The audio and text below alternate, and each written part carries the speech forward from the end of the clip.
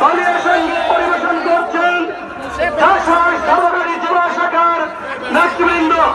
দলীয় সঙ্গীত পরিবেশন করছেন ঝালকাঠি জেলার নেতৃবৃন্দ।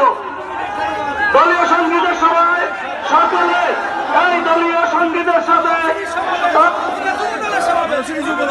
যুবদলের সমাবেশ